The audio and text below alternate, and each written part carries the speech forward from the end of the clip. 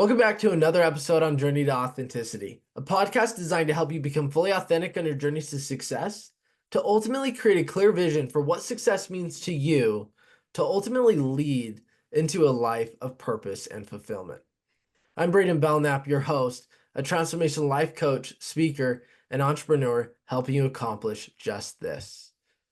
But what if success in your becoming your best self feels out of reach, creating your vibe, what you truly and who you truly want to be? That's exactly why we have Kelly Cardenas joining us today.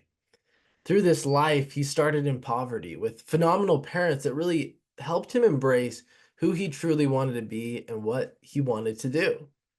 Through time, he created a salon that generated millions of dollars, ultimately shutting their doors when COVID hit.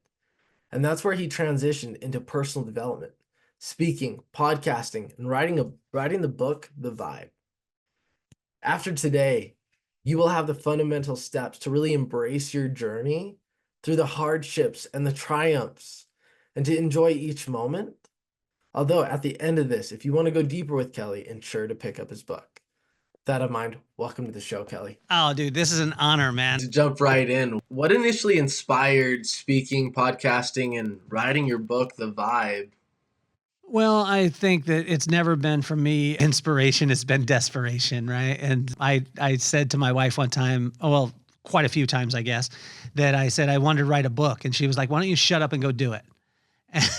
And it was, I don't know that she said shut up. She tells me that she didn't say that part. But it was one of the things where I talked about it for a long time. And then you have to have those people in your life that are willing to call you to action on the things that you talk about. And when you have those people, it's amazing. The book came because we had already done it. So it wasn't a theory. A lot of people will take a theory and then they'll build their life around the theory and hope that it works. We did it opposite. We built a multi-million-dollar business with multiple locations throughout the country. And when we did that, I looked back at it and said, because I had a couple people ask me how you did it. And so I wanted to write about what we had actually done as opposed to the theory of what I think could actually happen. It's what you said right there is crucial that I believe everybody needs to really consider in their lives. Before you scale, you gotta know that it works. Just like anything, right? You gotta build a relationship with you before you truly go build and master a relationship with somebody else. When you start with that fundamental, you know it works, you know what needs to happen, and then you can scale up and make things a reality. So this all started in the hair business. I guess another follow-up question. I know the speaking podcast, you're doing a lot of that in the hair business too, but what really inspired hair? Well, I think it's faith to faith and glory to glory, right? And so God never tells us that he's going to get us to the mountaintop right away. It's not going to be in one leap. It's just going to be step by step, little bit by little bit by little bit. And that's the part we get frustrated with. My dad bought dog clippers when I was a kid. We tried to shave the dog ran away. We put the clippers away. I needed a haircut. A couple years later, my brother ended up cutting my hair. My older brother was laughing. The brother that was cutting became an attorney. The brother that was laughing became a doctor. The brother who was getting the haircut and being laughed at became the hairdresser. But I didn't know that what God was doing in that faith to faith and glory to glory, he was building a discipline and a muscle that I had no idea. See, and when I started off, I was like, I want to do the best haircut. I want to, make sure my guys have great fades. And then it went into, doing women's hair. And then it went into teaching what we were doing. But that took me all around the country and all around the world with Paul Mitchell, becoming a national and international educator with them. But I didn't know that it was what he was doing is working the muscle of having conversations and connecting with people, which would bring me into my next realm in my life, which was the podcasting and speaking, because the speaking from the stage was not just about the words that I said, it was about what people heard. And if you don't sit with people and you don't have conversations with them and you don't ask questions and allow them to speak, you don't actually hear what the audience wants. And if you don't know what the audience wants, it doesn't matter the words that you say. That's the truth. And beyond the stage, right? That's applicable to yourself, your relationship with your spouse, your kids, you name it. Absolutely. I mean, how long have you been married, Braiden? Man, we're going on 9 years. Okay. Well, you look young, man. You're from Utah, though, man. So what'd you get married at 12? I was 9 years together total. That's my bad. I got married at 19 years old. My wife was 18. So you're That's right. awesome. That's amazing, man. That's incredible, dude. I mean, you're like that part in itself is one of the most amazing accomplishments that you'll have. I was just talking with my friend the other day, and what he was saying to me is the most important decision that you'll ever make is who you serve, right? And so your choice of God, like, is your money going to be your God? Is success going to be your God? Or is God going to be your God? He said that's the number one choice. But the number two that's very, very close is your wife and your spouse that you spend the rest of your life with. And a lot of people, we don't have the tendency to take that into account. And, I just want to congratulate you on that and congratulate your wife too. Thank you. And you're not wrong there. It is very close to worshiping God. And when I say God, I mean God, right? Oh yeah. The foundation of life. You come home to that, you go to sleep with that. Like everything is built around this relationship. Now I'll tell you, it hasn't always been easy. We both came from divorced parents. Okay. We had to really learn, what are our triggers, what's not serving us, what is serving us. And our active leaning in is why we're still married today. That's awesome, man. Well, yeah, I tell you, this will change your marriage. Just write her a letter, right? Once a week, write her an actual handwritten letter, fold it up and leave it by the bedside and don't say anything about it.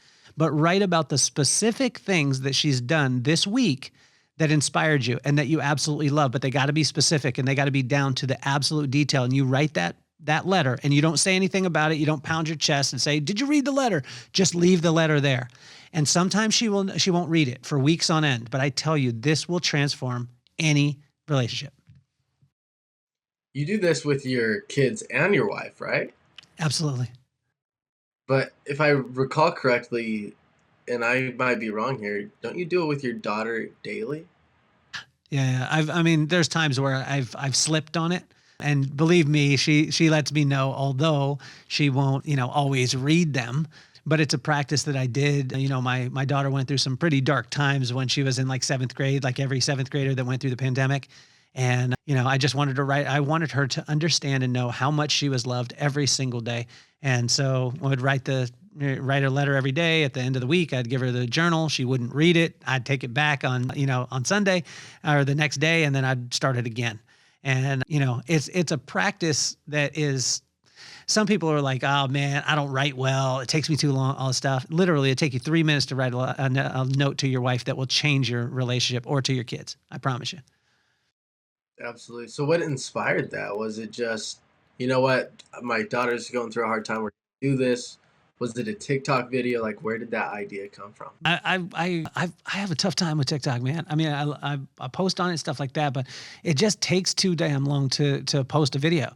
Like when I do it and I see the circle, I call it the circle of death. When the circle of death is loading up and it's like you're at 75% loaded, I am impatient as can be. I want to push the button and it be posted right away. So I post, I do have videos on there, but I don't scroll through. My wife is more of a TikToker. She's got her master's and doctorate in TikTok. So no, but it was, I grew up writing, man, not because of inspiration, because of desperation. I had to write 10 pages of notes every day before I'd go out to play with my dad. Well, my dad would make us write 10 pages of notes every single day before we could go out and play. And so writing became this thing. Like I was always constantly taking notes. I was, if I'll show you, it's sitting in front of me right now. So like this is my word. So that's Proverbs. So I'm constantly writing, annotating things like that. And the way that I express myself a lot of times is through really, really bad handwriting that happens to be signature to me. Hey, that's what makes it you. That's, and talk about simple, right? We're talking about being in the relationship business, but the fact that you bring directly to your own life to build your relationship with kids, your wife, it's simple. Us humans make everything so complex. Everything, God, relationships, business. It's simple. Just based upon principles that you do every day over a long period of time, leading to success. Absolutely. So I got to ask you, and what do you think creates humans to make things so complex? It's just our need to be important. We want to seem important, so then that way people will lean on us as opposed to on God. It's a normal kind of thing, right?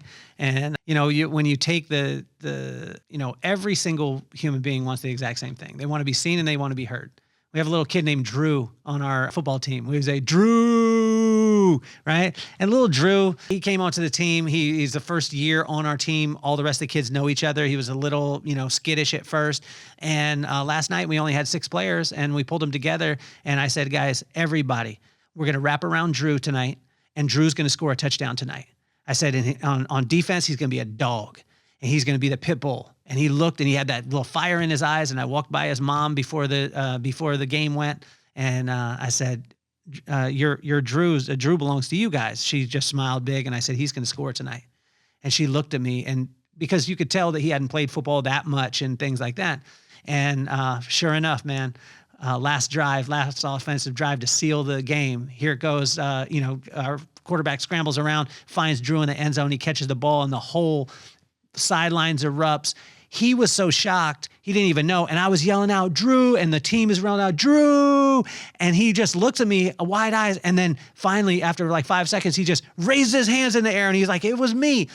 People just want to be seen and want to be heard for the things that they're doing. And when you can do that, you build people. And when you build people, you allow people to build the business. It literally is a very simple thing. But most of the time, we, from our ego, want people to be focused on us because we want people to say, oh, it's Kelly's method or it's Braiden's method. And God is just saying, I ain't playing that. Like when you do it, I blessed it and I caused it to happen. So I just want them to come to me because I'll bless them the same way. So direct their eyes to me as opposed to you. Absolutely. That's powerful. So bringing it back to your story, Kelly, I can only assume it hasn't been sunny this entire time in life. Nah. Wh- What was that pit? What was that time in your life that you were struggling yourself? I know you mentioned your daughter struggled in 7th grade. What was your pit in your life? I think they're always, man. I mean, I think it's just highs and lows. People just don't show you their low.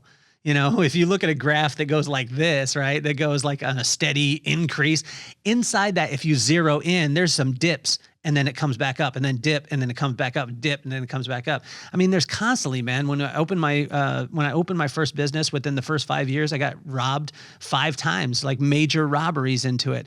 5 years ago, at 45 years old with 2 children, 30 years into a career in the professional beauty industry, literally, I just walked away from the audience.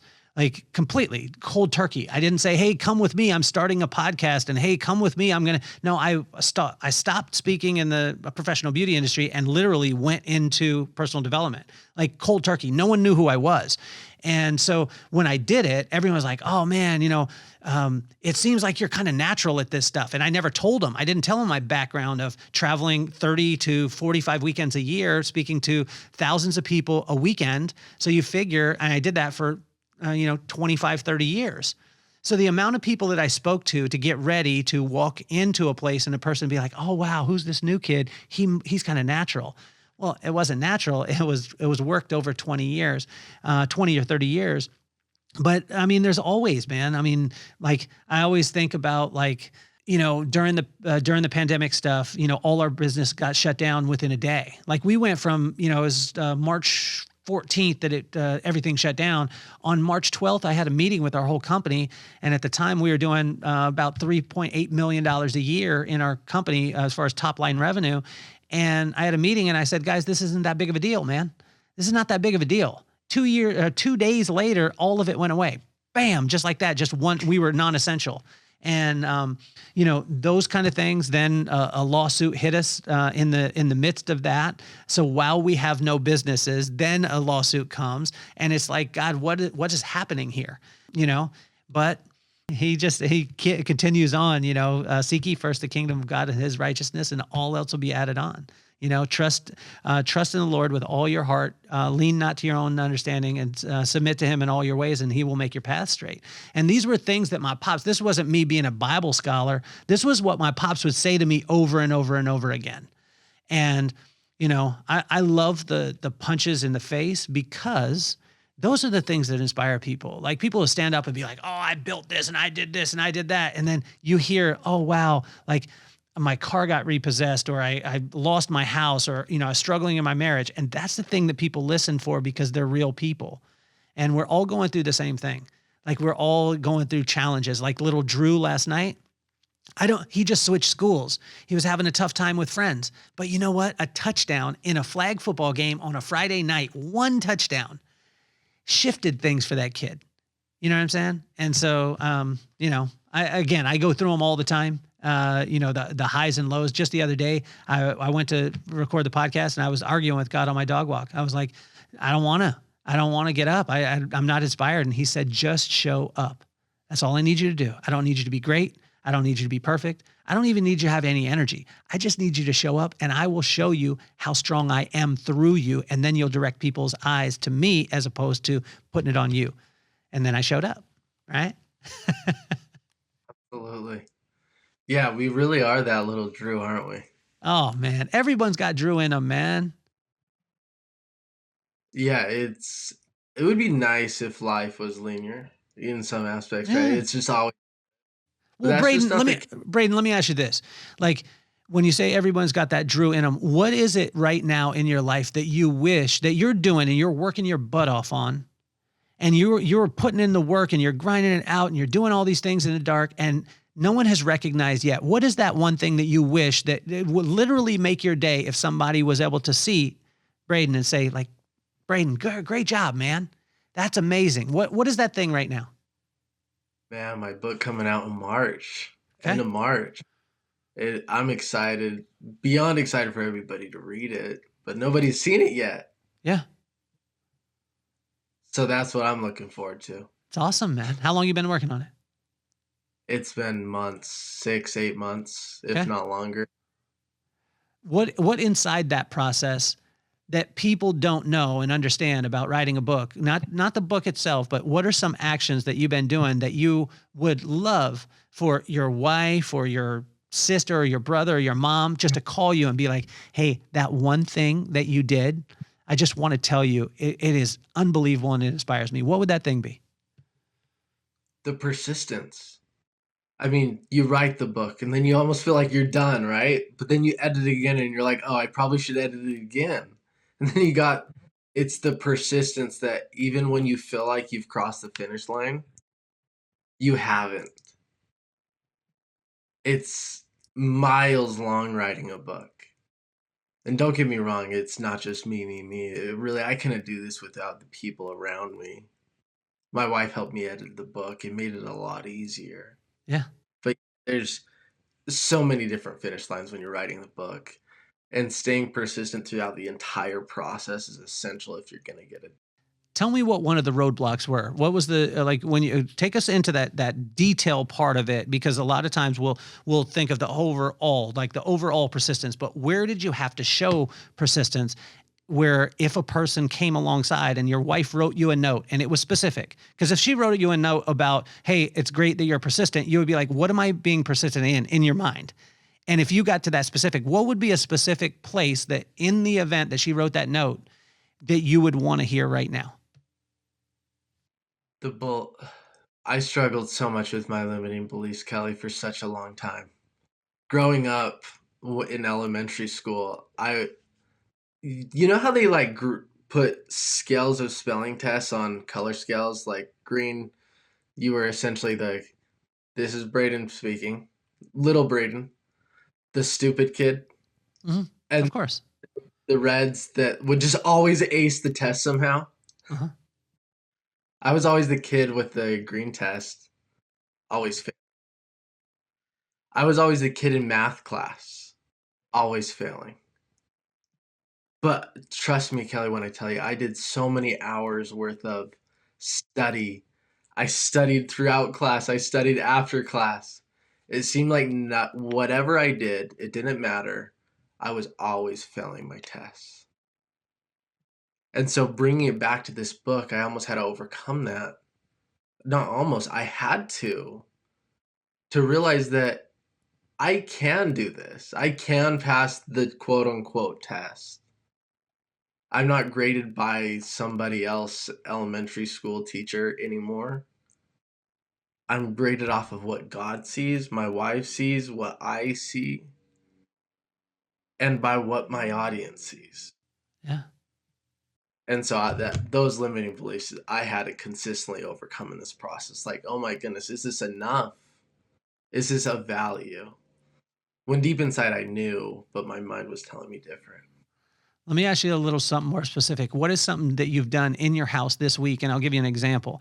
When I washed the clothes, I just did all the clothes in the house, like every single piece of clothes. And I didn't just wash them. I dried them and then I folded them and I put them away, but I ironed them in the meanwhile. None of my family said, thank you, Dad, for ironing my clothes and putting them on my bed. And no one in my house did. If they did, I would light up like the greatest light in the whole entire world. What is something that you did last week in your house that you didn't see somebody recognize and say, attaboy, great job?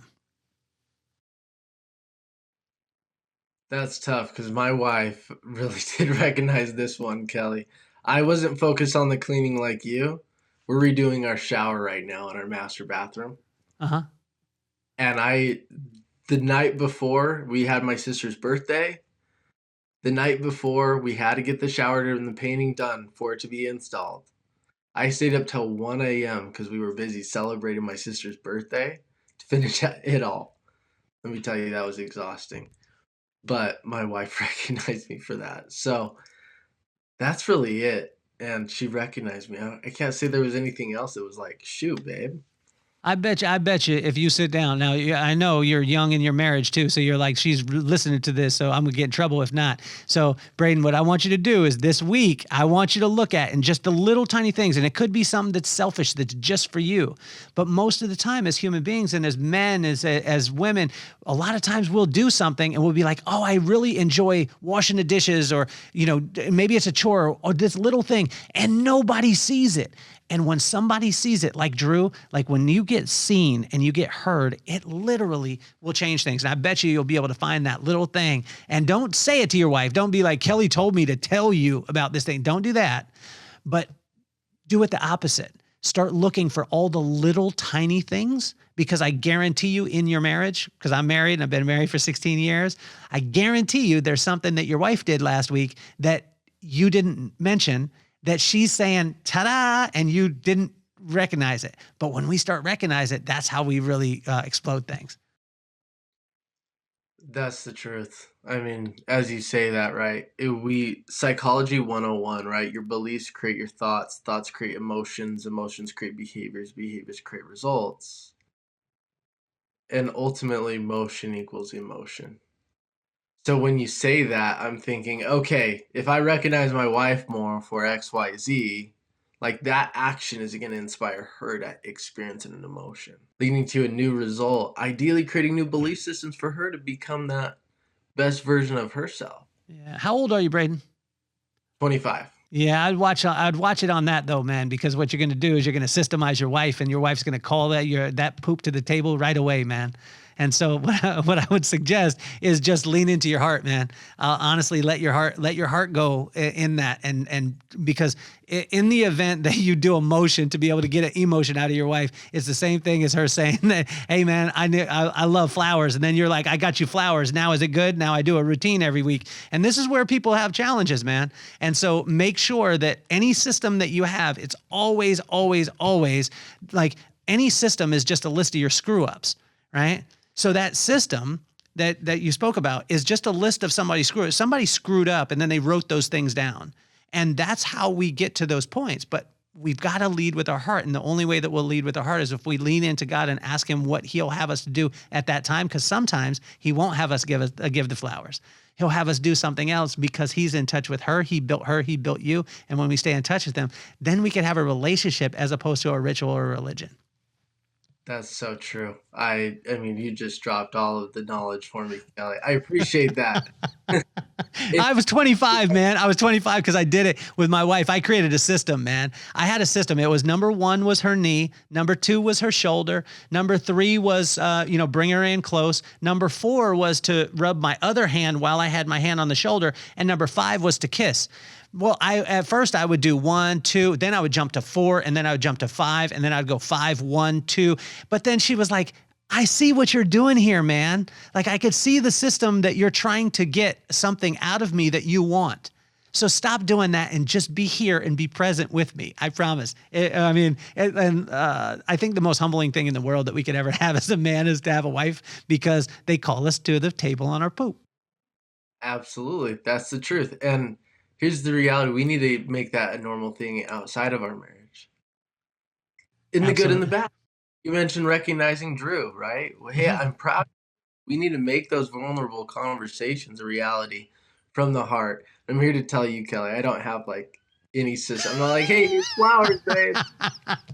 I'm saying that I did. I messed up, Braiden. I messed up early on in my marriage. That's again why I'm saying any of these things. It's not from theory. It's just from screwing up a ton, writing it down, and then making it. That's how we built our company. It was just we just listed off all the screw ups, and we said we don't want to do that anymore. So it became our rules and regulations. So bringing it back to you, Kelly, you went through robberies, you went through lawsuits, you went from being to shut down after multi-millions of income. What was your process? I know you mentioned you're in the people business, and everybody is in the people business, as you say. But outside of that, what was your process to overcoming those struggles? I think it was I. It was never really me looking at the struggle. I've never really focused on that part of it. It was just, what can I do today, right? How can I spend time? I was getting up, I was writing, and I write 3 pages a day. I was doing that fervently during that time and just dumping my brain, spending time with God, being in the Word, doing the corresponding proverb for the corresponding day, and at first I was, it was me feeding on the word, because, God was really, really filling me up in that time. And then it was like, I want to have a conversation with you and I want to spend time with you. So I want you to ask me the hard questions, but I also want you to shut up and listen when I'm talking. Right. And so having that communion and having that conversation, and again, it never was looking and saying, oh, well, how am I going to build back this thing? It was, what do I need to do today? And where I struggle, this is the biggest challenge that I have, is God will give me a vision, but he won't give me the steps in between. And I just wrote about it in my Substack this week is, when that happens, when he gives you a vision, a lot of times we want to know, no, tell me all the steps that's going to happen to be able to make this big vision happen.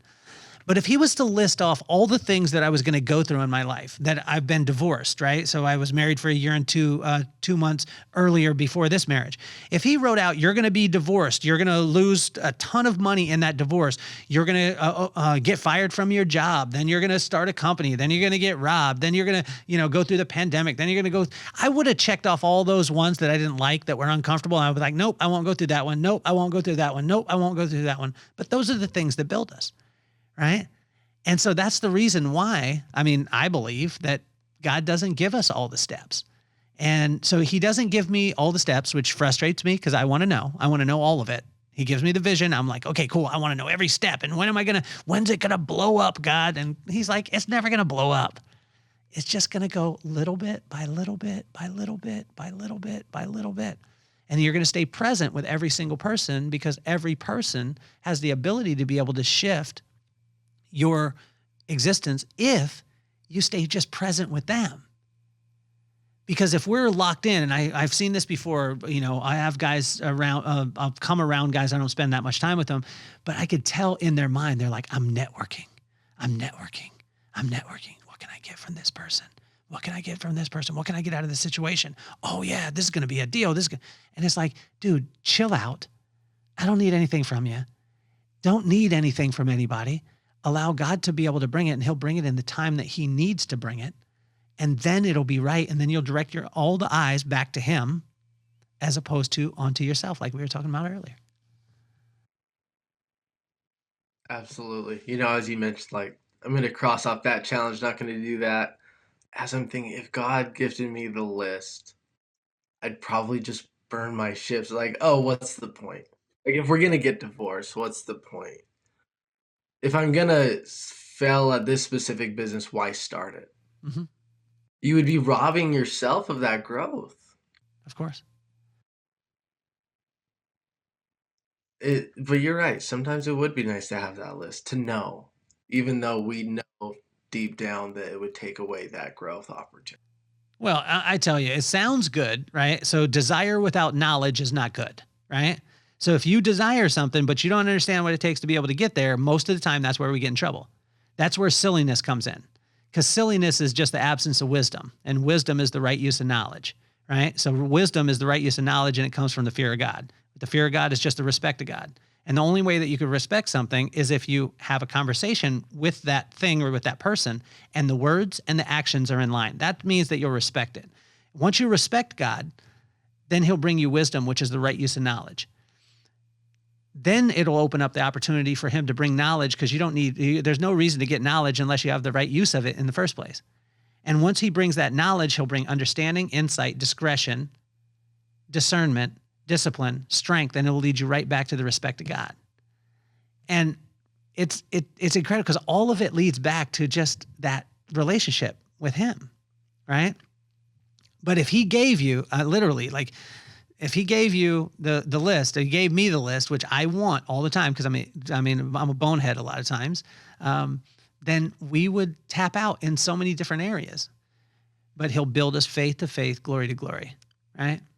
And he'll help us every day to be, help us to be seen. Can you imagine how Drew is feeling this morning? Oh, I bet he's jazzed. I mean, this 13-year-old kid, hands raised in the end zone, catches the ball. Like, this is his moment. You know what I'm saying? And everyone around just wrapped around him. All 5 kids on our team wrap around him. Drew.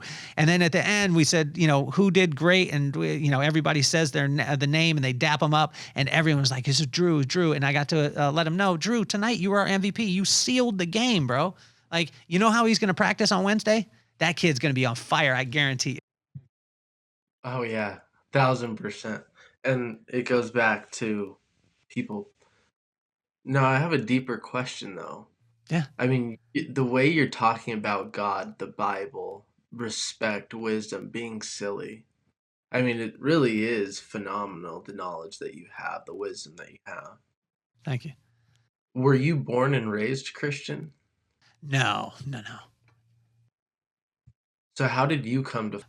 Well, this is funny, because my pop's like, when I was in 4th grade, he came home and he was like, I found Jesus. And I was like, I didn't know he was lost. You know what I'm saying? Like, so I never really found, I don't think that I found him. He found me. And my mom was constantly praying over me. It wasn't a church thing. But she was constantly, saying my prayers at night, scratching me on my back, telling me I was awesome. I was beautiful. I could do anything that I put my mind to. My pops would always say to me, boy, you're the greatest. And, it was about that 4th, 5th grade time. My dad was raised, non-practicing Catholic, because he's Mexican, right? So you're just by default. And then my mom, both of them were raised in Utah, in Tooele. So my mom being from Tooele and being blonde-haired and blue-eyed, then you know the rest of it. But they were raised Jack Mormon. So we had the Jack Mormon side, right? It's better to be Mormon and just not practice than to be anything else in Utah. And then there's the Catholic side that he didn't really practice it. There was just a lot of, here and there, whatever. And my dad found Jesus, and he went off the deep end. Like, I'm strong. He went from never going to church ever to going 3 times or 2 or 3 times on Sunday nights, Wednesday night, going to every Bible study, all the stuff. And I just thank God for my mom, because my mom really evened things, even keeled it out, because my dad just went all in. He even renamed Braiden, our dog, Bandit. Our dog was named Bandit, and he said, that gives it a bad spirit, so I'm going to call it Elijah. And we were like, no, you're not. That's the dumbest thing we've ever heard. But the cool thing was, my mom was a prayer warrior. So she was constantly just praying us up. And so it went in stages. I gave my heart to the Lord in 5th grade. When I was 19 years old, God really started to work on me. Like, from 5th grade till I was 19, I was playing hide and seek, just hiding my head, but my whole body was out saying, if I can't see you, God, you can't see me. So I'm not going to be held accountable to all the things that you're doing. And then at 19, he really started saying, come on, let me spend some time with you. And then I went into my wilderness at 21 in San Diego, and that was, took away my money, my family. I was by myself, and I just started feeding on the word, which my dad would say, just, read one page a day. But I didn't have anything else to do. I didn't have any friends. It wasn't some inspiration. I just didn't have any friends.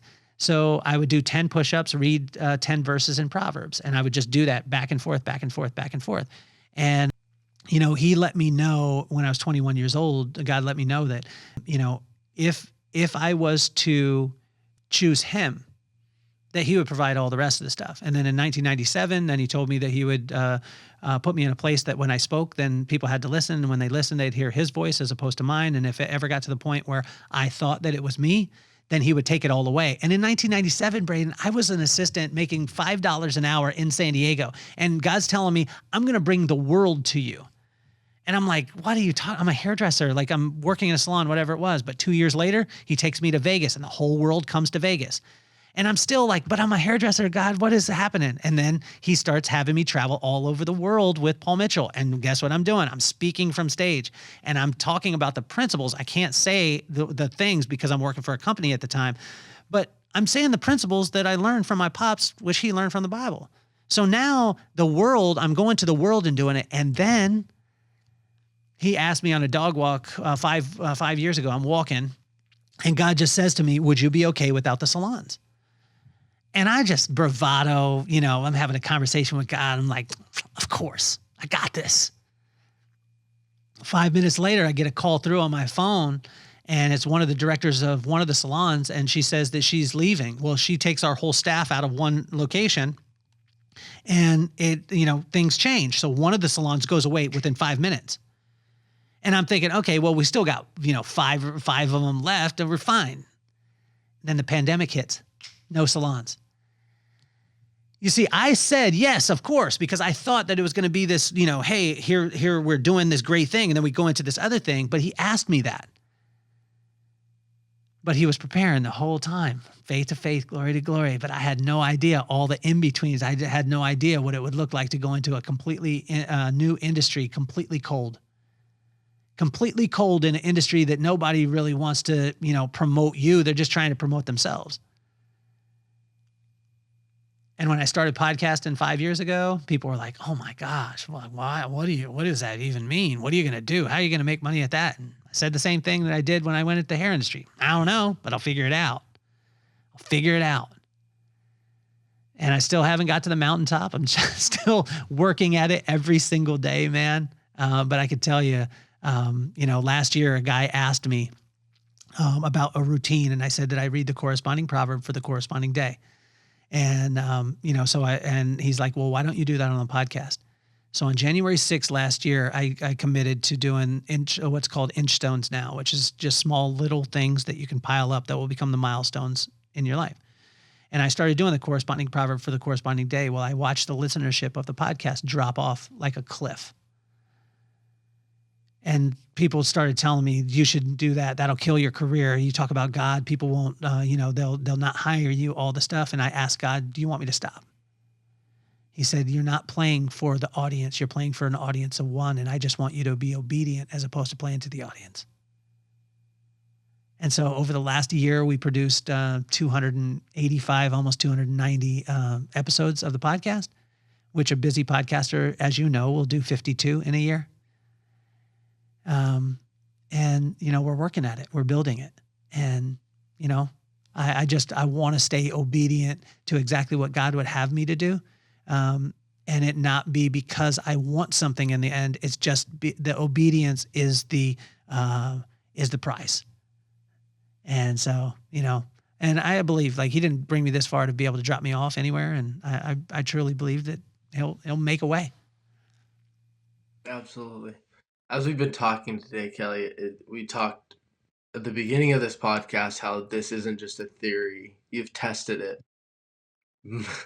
And I might be wrong here, but it's clear to me that you just tested all of this on yourself first.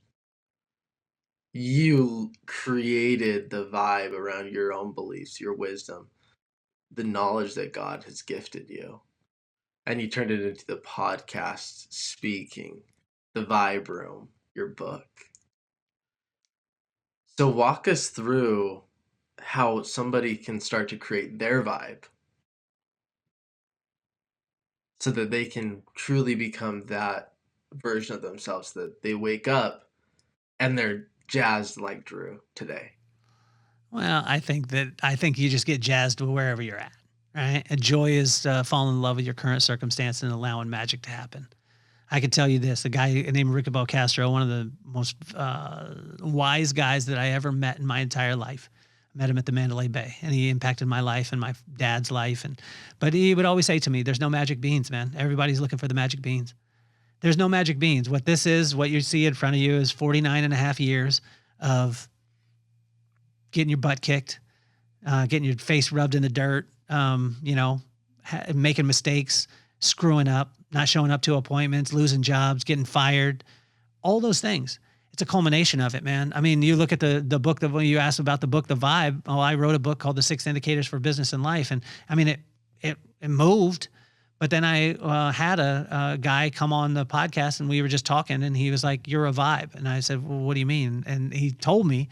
And then I said, "Do you realize the second chapter in my book is about vibe?" And he said, "Well, you're just a vibe. That's what it is." And we just went on. His name is Paul Long, one of the best keynote speakers in the world. And he said that, and he was like, "You should actually just switch the name of the book to The Vibe." And the things happen like that over time. How did I do the podcast? I mean, it started off as the Kelly Cardenas podcast, right? That's the way it started. But then there was iterations. Inchstones came in. We started to call it The Vibe. Then we started doing 3 shows on the podcast, which one I call my friends randomly, and it's called You Have to Meet My Friends. I call them randomly, and they don't know they're on the podcast, so they're on the podcast. I interview some of the most influential people in the world, and they all give advice to my kids by name. I do commentary, which is 15 minutes a day, 15, 20 minutes a day on your walk, that I walk you through Proverbs and how it can connect with 3,000-year-old wisdom, can connect with what's happening today.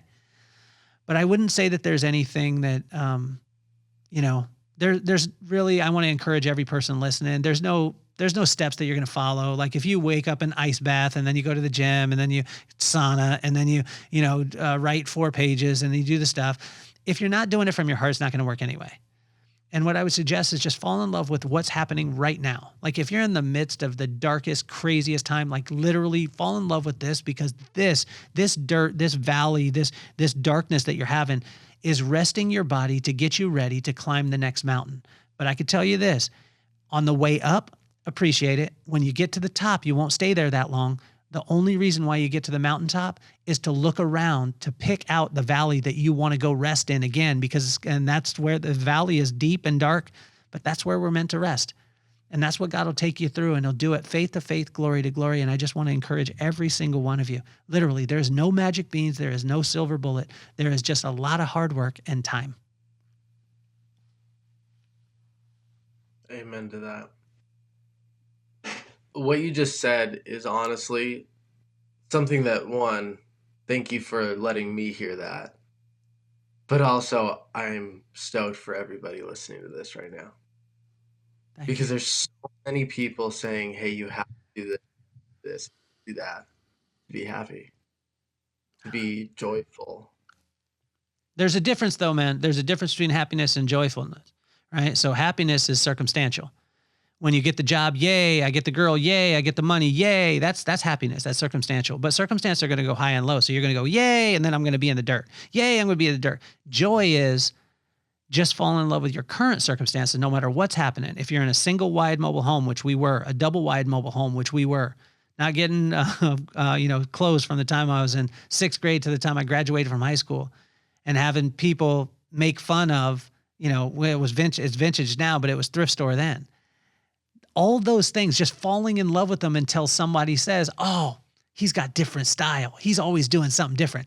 No, I wasn't. We just didn't have the money to get the stuff that the other people had, but we fell in love with it. If you can fall in love with that stuff right now, Braiden, like the journey, when you're talking about the book, so many people will say like, "Oh, when the book comes out, I'm going to be so relieved." No, be relieved now, like right now. Because what's going to happen is God is in the midst of the praise of his people, to praise him in all things, and praise unlocks blessing. It's not waiting till the circumstance happens. He works on a faith relationship. And if we can set into our mind and say, hey, I'm going to thank you, God, for getting robbed. I'm going to thank you for losing my job. I'm going to thank you for this divorce right now. What God will start to do is he'll start to unlock that blessing all around. And then we start to see things, not that the things change, we just see them different. And that shift, that's it. It's just a shift. It's victim, victor, right? The victim and victor, they see the truth, the struggle, they see the challenges, they see the goodness. The difference is that the victor sees the plan forward. Maybe not the exact steps, but they shift their perspective to put them in the right direction. And I would say too, man, I mean, most of people are looking to be the victor in our life as opposed to serving the one who wins. And when you serve the one who wins, like if I gave you a credit card right now, Braiden, and it didn't have a limit on it, and you never got the bill, how much money would you spend on that credit card? I mean, in full transparency, millions. Exactly. So that's what God wants us to do with his reputation. See, with his reputation, there's no limits on it. And when we charge on his credit card, he's never going to give us the bill. He already paid the price. But most people want to say, no, I want it to be my credit card. I need my name on it.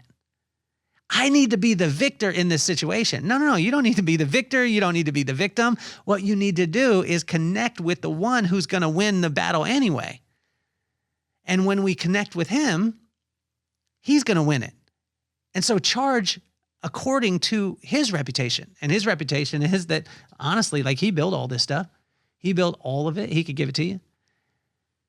But he'll only give it to you as he sees fit. It'll be his purpose, his plan, his timing, not ours. And that's the most challenging thing in the world because I'm a systemizing guy. Like I want to systemize every single thing and run you down. And literally, like I could, if you, in the hair industry, we did it.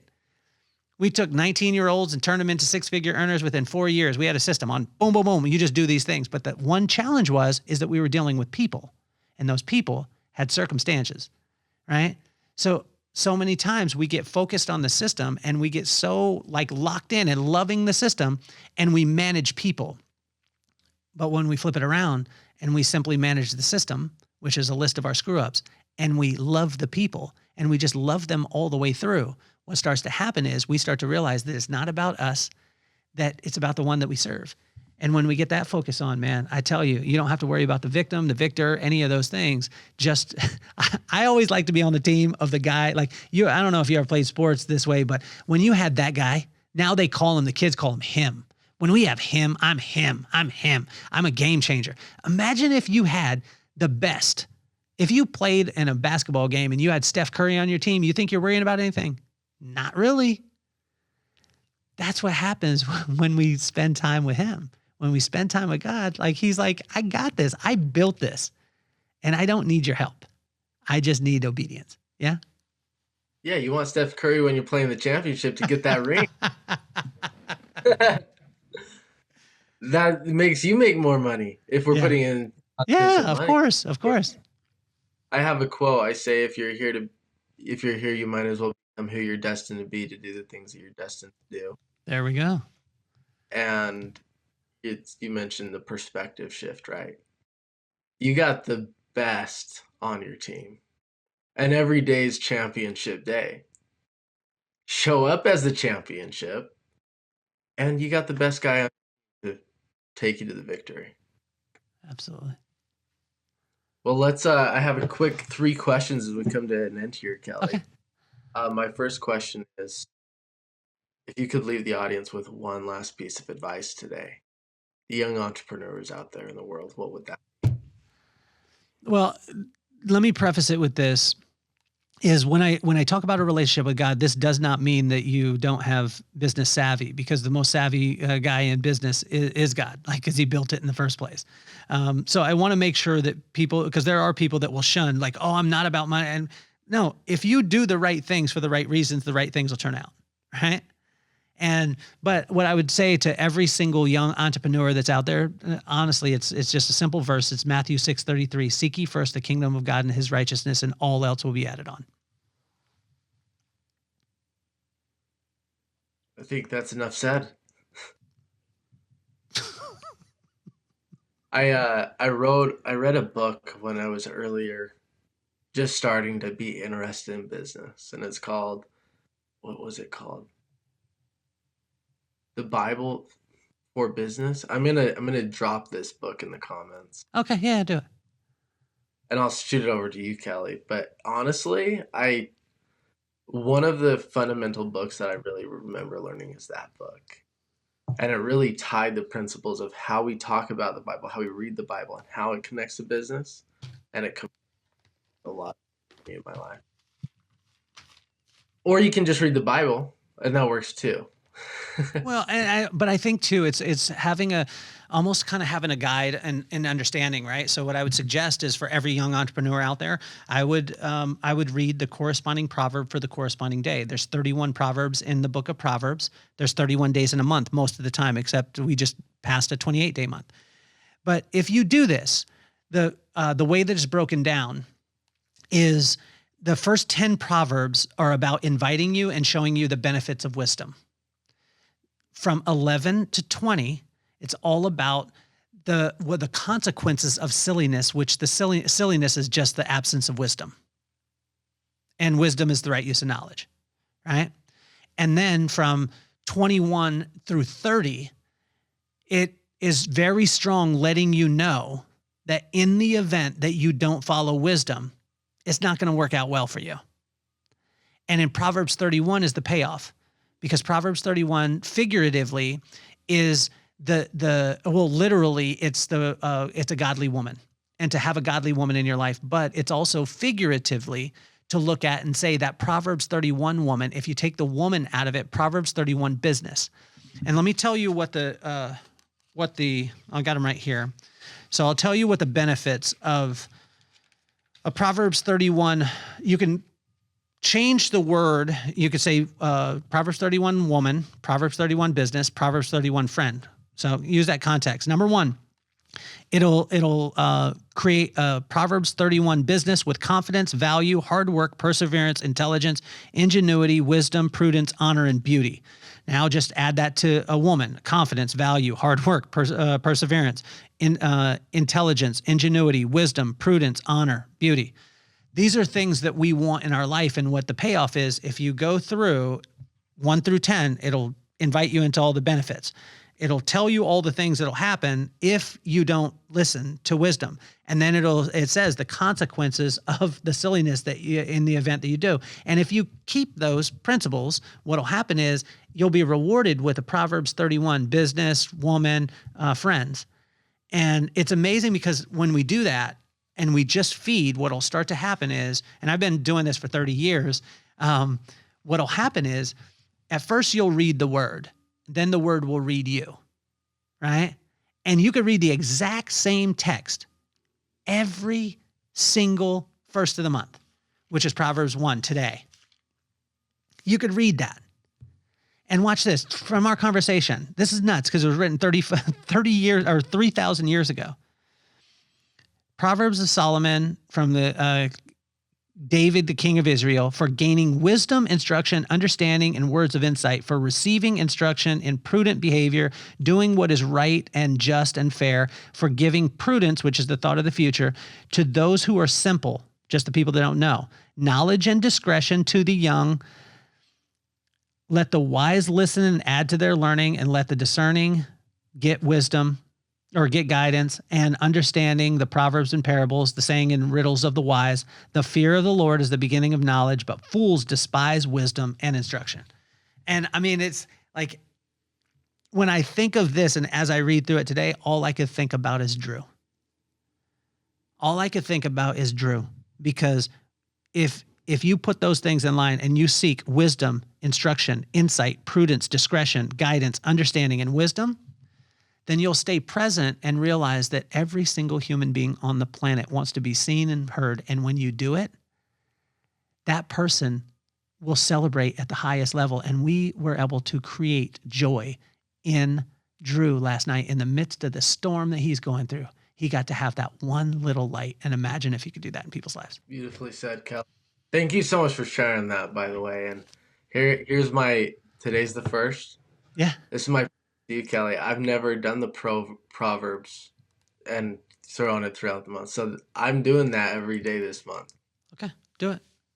You know how it goes. And what'll be amazing, Braiden, is when you do it next month, you'll be like, "Are you kidding me? Kelly told me to read the same words," but I tell you, they'll read different because your circumstances are different.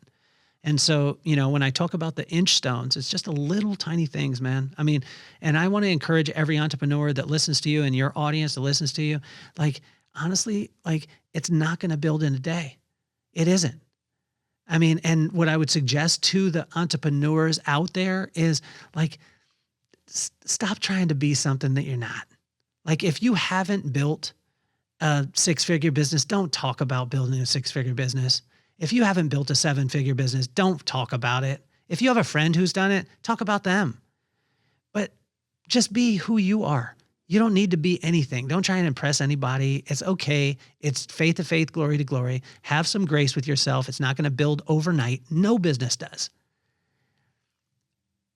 But if it's what you're supposed to be doing, it'll happen, right? And so just chill out with it. I love it, Kelly. And this might tie right into this next question, which is, what is your definition of authentic life? Just keeping it light, man. Like, I was just talking about it on the podcast yesterday. Like, God makes the heavy light. Like, well, a lot of times we want to get like so cellular on things, and God is like, you ain't gonna figure it out anyway. I made it. Don't worry. Like, keep it light. Have fun. Laugh with your friends. Have a good time, because that light is something that somebody else needs. It's not just for you. When you keep it light and you're laughing and you have a good time, I tell you, it is medicine to the soul to laugh and to have joy in your life. And it's not for you, though, because there's the person that's coming up next to you that you have no idea. They could be in a grocery store and you could never talk to them again. You would never know the impact that you had. But that person could be hanging on by a fingernail.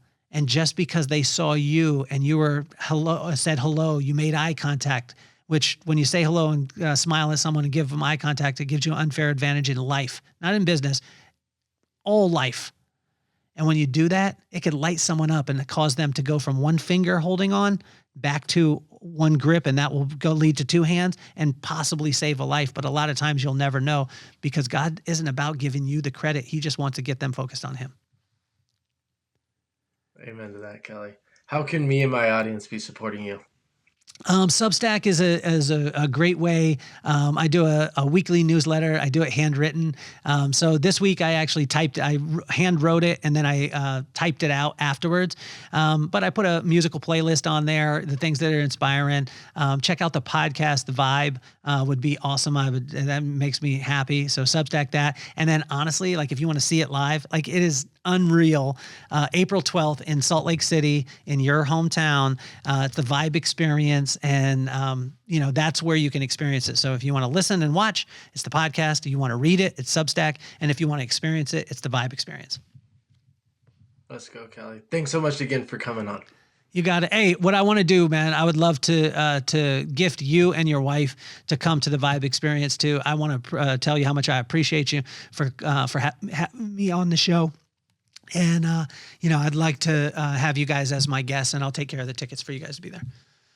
I really appreciate that. You can count us in. Awesome. Perfect. Appreciate you, Kelly. Thanks again. Have a good rest of your day, everybody.